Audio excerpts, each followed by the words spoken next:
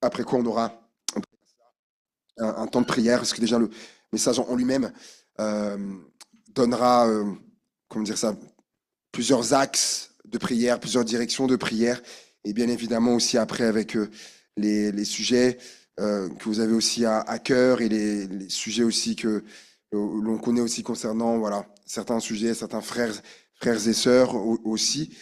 Euh, voilà. On va aller lire dans Colossiens. Colossiens,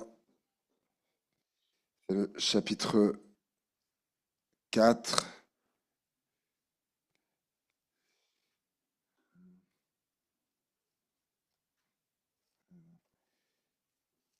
Colossiens chapitre 4, à partir du verset 2.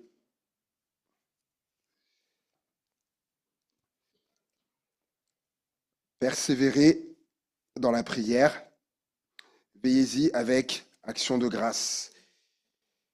Priez en même temps pour nous afin que Dieu nous ouvre une porte pour la parole, en sorte que je puisse annoncer le mystère de Christ pour lequel je suis dans les chaînes et le faire connaître comme je dois en parler. Amen. Ce sera le message de clôture, si je puis m'exprimer ainsi, voilà, concernant tout ce thème qu'on a abordé tout au long du mois de septembre, qui était donc de persévérer dans la prière. Et j'ai vraiment comme une conclusion à cette thématique où l'apôtre Paul s'adresse là donc à l'église de Colosse, aux chrétiens de l'église de Colosse, et après tout un tas d'enseignements qui sont très intéressants, qui avant peut-être, on aura un jour l'occasion de les aborder, et là, il va leur dire, persévérez dans la prière et veillez-y avec action de grâce. Et quand il leur dit persévérer dans la prière, le verbe qu'il utilise là veut dire littéralement donc continuer avec fermeté. Il veut dire également persister. Donc continuer avec fermeté dans la prière ou persister aussi dans la prière. Et j'aime bien cette note qu'il y avait dans la Bible Esprit et Vie qui dit cela sous-entend une persévérance fervente et résolue, une fermeté que l'on trouve dans la prière. Et si on peut l'adapter à nos vies, donc cette persistance là dans la prière, cette fermeté, cette ferveur, et c'est de continuer finalement à prier malgré, je dirais, malgré mon humeur, de continuer, de persévérer dans la prière malgré mon humeur qui peut varier. C'est pas mon humeur qui doit quelque part me dicter. Non, voilà, de persévérer malgré mon humeur, mon moral, même si c'est vrai, il faut le dire, hein, des fois on n'a pas envie de prier. On peut traverser des choses où il n'y a pas l'envie qui est là. Et finalement, ce verset de persévérer dans la prière m'invite à, malgré mon moral, m'invite à persévérer, persévère dans la prière, de persévérer dans la prière malgré mes soucis. Et Dieu sait que parfois on peut en avoir des soucis, de persévérer donc dans la prière, malgré mes soucis, malgré les obstacles, parfois qui se dressent devant moi. Des fois, il y a des obstacles qui sont là, qui voudraient comme m'arrêter du coup. Les obstacles arrivent comme un mur et voudraient m'arrêter. Ben voilà, tu vas devoir t'arrêter. Et ben non, l'apôtre Paul il dit, mais persévère dans la prière malgré les obstacles qui sont là. Et Dieu nous les fera franchir, ces obstacles-là. De persévérer dans la prière malgré les déceptions. Parce que aussi, parfois, on peut en traverser aussi des déceptions. Et on sait, hein, quand des déceptions sont là, on est déçu et on pourrait se dire, ben, à quoi bon? Et ça voudrait nous ralentir, nous freiner dans la prière. Et là, l'apôtre Paul, qui n'est plus de ce monde, hein, mais qui nous a laissé ses écrits, ça nous parle encore aujourd'hui en 2024. Je veux dire, même si j'ai été déçu là Il dit persévère dans la prière, de persévérer dans la prière, également de persévérer dans la prière malgré les vents contraires. Malgré les vents contraires, là, des fois, on est là, on avance et ça souffle, on veut aller de l'avant et c'est comme si ça veut nous faire du surplace, vous voyez. Et là, il dit persévère dans la prière malgré les vents contraires. Et il s'arrête pas là. Il dit persévérer dans la prière. Et il dit continue, veillez-y avec action de grâce.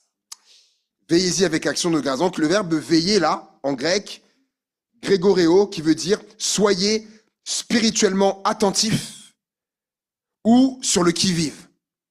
Je répète, quand il dit veiller, il veut dire soyez spirituellement attentifs ou sur le qui-vive.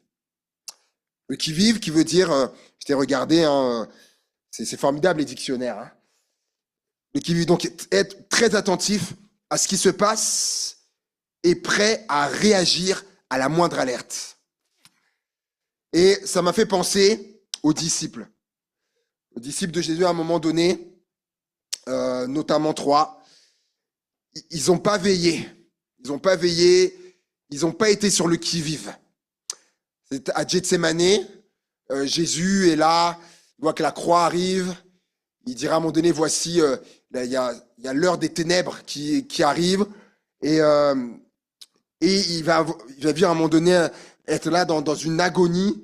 On connaît par la suite où sa transpiration, il y a là comme des grumeaux de sang, c'est vraiment, et il est dans un combat à ce moment-là, et il va demander à un moment donné à ses disciples de prier avec lui. Et plusieurs fois d'ailleurs. Et à un moment donné, on sait les textes, ils vont s'endormir. Il y a un des évangiles qui dit ils étaient appesantis. Alors, ils étaient appesantis de sommeil. On comprend là une très grande, très lourde fatigue. Et il va leur dire à un moment donné, mais vous avez pas pu veiller 1 heure avec moi, prier 1 heure avec moi. Et là, il va leur dire, veillez et priez afin de quoi? De ne pas tomber en tentation. C'est très intéressant ce qu'il dit. Il associe les deux, veiller et prier. Là, l'apôtre Paul parle, là, persévérer dans la prière et veiller. Tiens, ça. Et l'apôtre Paul a pas connu, a pas côtoyé Jésus. Certes, il a eu après une révélation de Jésus, mais il a pas côtoyé comme les disciples l'ont côtoyé. Et dans ses enseignements, on retrouve cette marque, veiller et prier, et afin de ne pas tomber en tentation. Comme je disais, eux, ils n'ont pas veillé, ils n'ont pas été sur le qui-vive. Et donc, c'est avec cette, comment dirais-je, cette attention à ce qui se passe et prêt à réagir à la moindre alerte, selon la définition du qui-vive. Et ils n'ont pas été spirituellement attentifs, selon la définition du verbe veiller. Et lorsque on est venu arrêter Jésus, du coup, et que la tentation est venue de fuir, et ben, du coup, ils ont succombé à la tentation. Ils n'ont pas su résister, du coup, à la tentation. Ils ont abandonné Jésus. Et je crois que s'ils avaient veillé et prié, je pense que pour eux, je pense vraiment que le scénario aurait été différent. Je pense que leur réaction aurait été différente. Là, ils ont réagi, ils ont fui, ils ont abandonné celui avec qui ils étaient depuis 3 ans. Mais c'était lié en fait. Là encore, c'était un conseil qui leur donnait veiller et prier. Tellement valable pour nous aujourd'hui. Et je connais quelqu'un, il avait une tentation sur laquelle il devait veiller dans sa vie. Et parfois, il disait que malheureusement, il lui arrivait de retomber dans cette tentation. Et il avait remarqué une chose, c'est que lorsque il retombait dedans, lorsqu'il retombait dans cette tentation, il remarquait que c'était une période dans laquelle il avait délaissé la prière. Et c'est lui-même qui avait fait ce constat un jour parce qu'il disait, mais comment ça se... Et il retombait dans cette tentation. Et en fait, certainement, peut-être que le Seigneur l'a amené, je sais pas, à analyser, à regarder. Et en fait, à chaque fois, c'était les périodes où il avait délaissé la prière. Il était plus persévérant dans la prière. Et il avait remarqué, à contrario, il avait remarqué que lorsqu'il la prière était là, lorsqu'il persévérait dans la prière, là, il remarquait que il était victorieux sur cette tentation. Vous voyez? Bah oui, Jésus il savait ce qu'il disait quand même. Et oui, veillez et priez afin de ne pas tomber en tentation. Euh, Attentif à ce qui pourrait nous détourner de la prière, être attentif à ça. Et donc il poursuit, veillez-y avec, est-ce que vous avez retenu, avec action de grâce. Avec action de grâce. Et le mot hébreu, shelem, pour action de grâce, signifie offrande de paix, récompense, sacrifice pour alliance ou amitié, sacrifice volontaire de remerciement et ou action de grâce.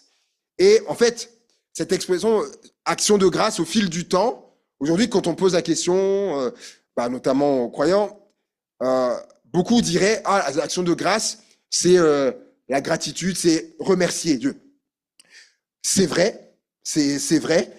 C'est devenu ça à la base, les actions de grâce, notamment pour le peuple d'Israël, à la base, c'était accompagné d'une offrande.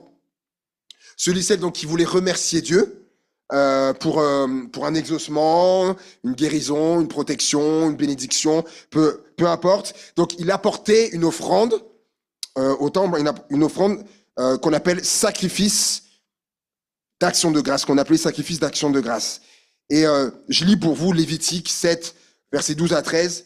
Si quelqu'un l'offre par reconnaissance, il offrira avec le sacrifice d'action de grâce des gâteaux, sans levain, pétris à l'huile, des galettes sans levain, arrosées d'huile, et des gâteaux de fleurs de farine, frites et pétris à l'huile.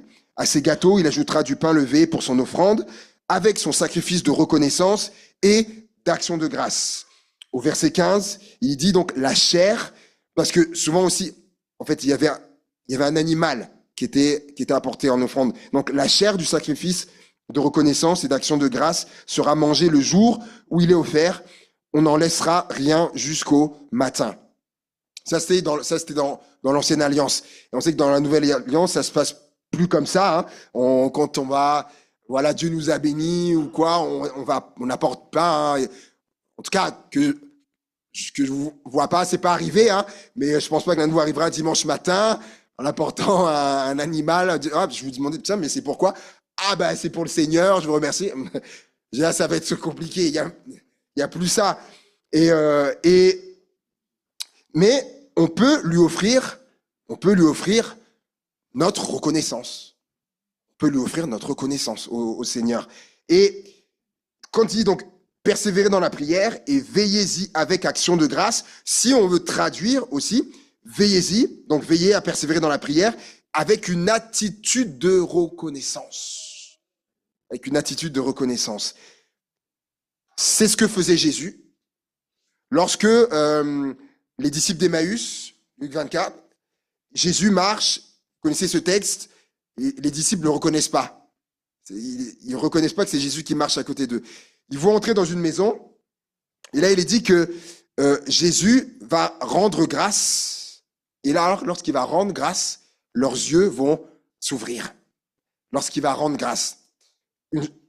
Premier exemple. Deuxième exemple, c'est lorsque, avec Lazare qui est mort, qui est dans le tombeau, lorsque Jésus arrive, le texte dit que Jésus va rendre grâce, il va dire au Seigneur, on peut lire, c'est dans Jean 11, on va voir ce détail-là. Jean 11, on peut lire à partir du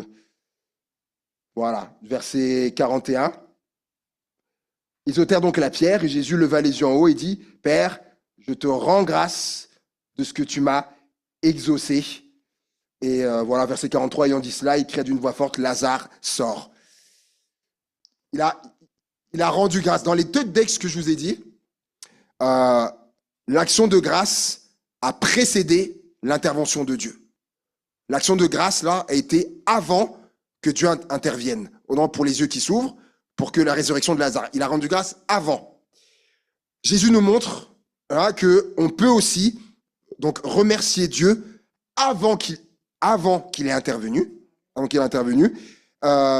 Et ça me rappelle, il y a quelque temps, donc là où on est hébergé à Saint-Martin-la-Plaine, avec la sœur, souvent on avait des temps de prière avec ma femme, moi et elle.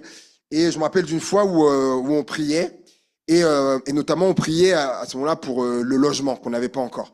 Et je me rappelle ce moment-là où vraiment on priait, et là c'était elle qui priait, et elle a vraiment senti dans son cœur, là, de remercier Dieu. Voilà, je ne peux pas vous expliquer, il fallait le lire, mais senti dans son cœur que là, voilà, elle sentait qu'il fallait remercier le Seigneur pour le logement, même s'il n'était pas là. Et vraiment, on est là, merci Seigneur, on a prié Seigneur, merci pour ce logement, etc. Voilà. Et des fois, le Seigneur vous amènera à ça, et c'est totalement biblique, hein, on l'a vu. Et il y a un équilibre aussi. Enfin, moi, de remercier Dieu avant, mais Luc 17, vous vous rappelez, c'est 10 lépreux. Oui, 10 lépreux. Et Jésus va guérir. En ce moment, il leur dit, allez vous montrer, ils vont être guéris en chemin. Et il y en a qu'un qui va revenir. Et est-ce que vous vous rappelez ce que Jésus va dire? Donc Luc 17, verset 15. Luc 17, verset 15. Il va dire, l'un d'eux se voyant guéri, revint sur ses pas, glorifiant Dieu à haute voix. Il tomba sur sa face aux pieds de Jésus et lui rendit grâce. C'était un Samaritain. Donc là, on voit que lui, il a rendu grâce après avoir été béni. Et Jésus, prenant la parole, dit, les 10 n'ont-ils pas été guéris? Et les 9 autres, où sont-ils? Ne s'est-il trouvé que cet étranger pour revenir et donner gloire à Dieu? Donc, il s'étonnait que les 9 autres ne soient pas venus aussi remercier le Seigneur. Donc là, c'était des remerciements après avoir été guéri. Donc c'est l'équilibre. On peut remercier Dieu des moments où c'est de remercier Dieu avant qu'il nous ait bénis, et bien sûr également, là, quand le Seigneur nous a bénis, de le remercier après. Donc Jésus le faisait. C'est l'enseignement de l'apôtre Paul aussi. Je les lis pour vous. Ne vous inquiétez de rien, mais en toute chose, faites connaître vos besoins à Dieu par des prières, des supplications, avec des actions de grâce. Philippiens 4, 6.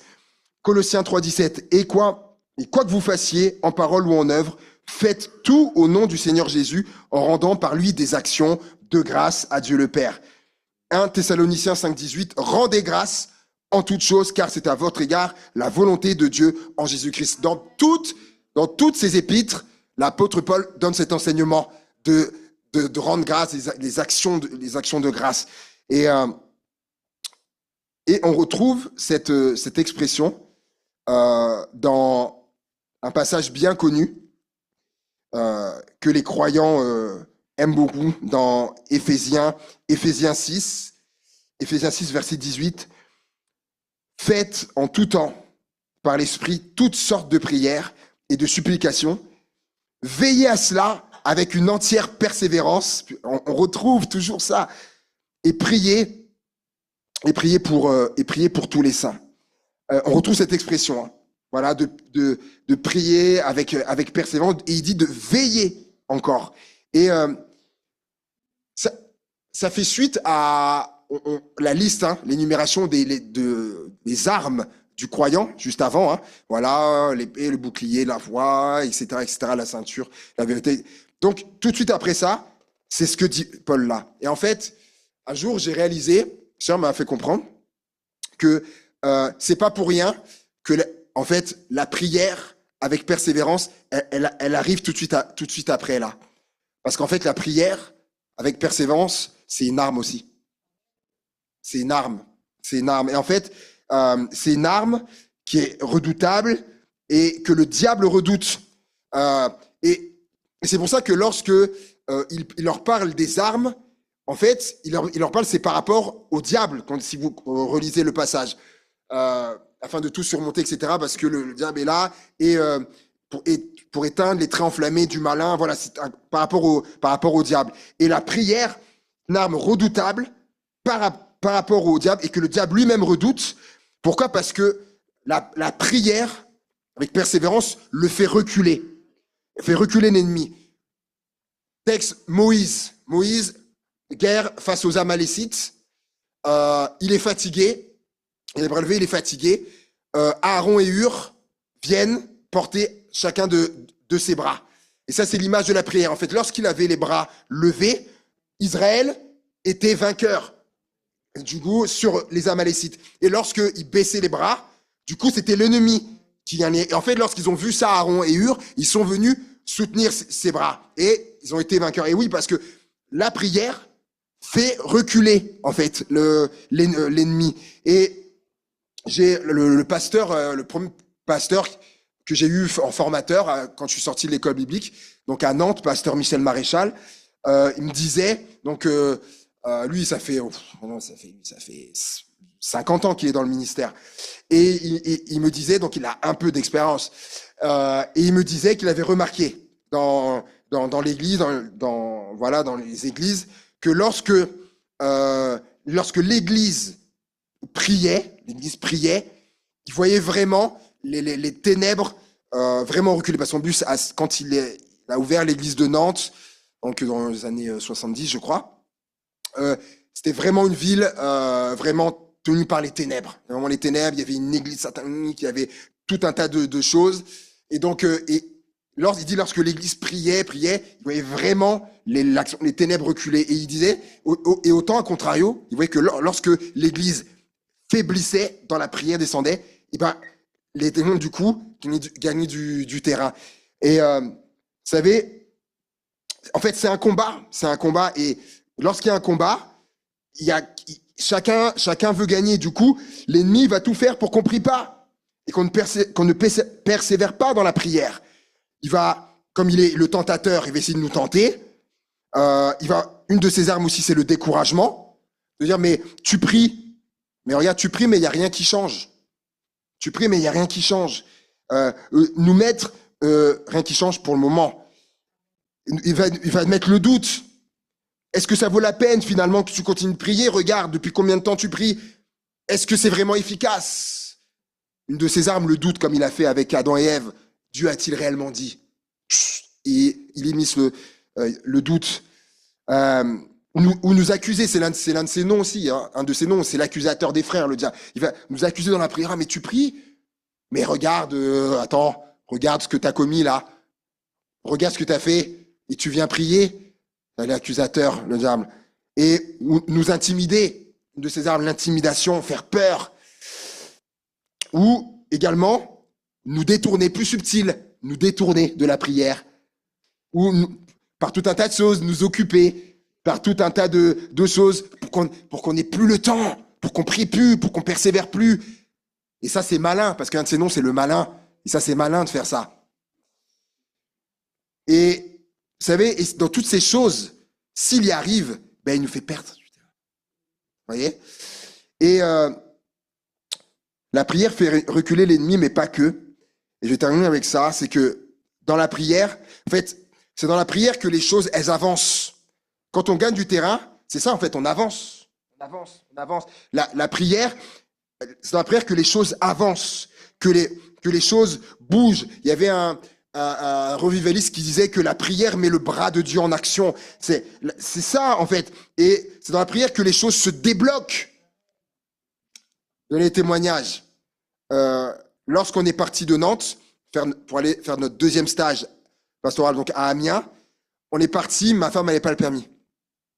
Elle passait pour le permis, mais elle n'avait pas le permis. Et il restait plus que ça. Tout était réglé dans nos jours. Il restait plus que ça, en fait.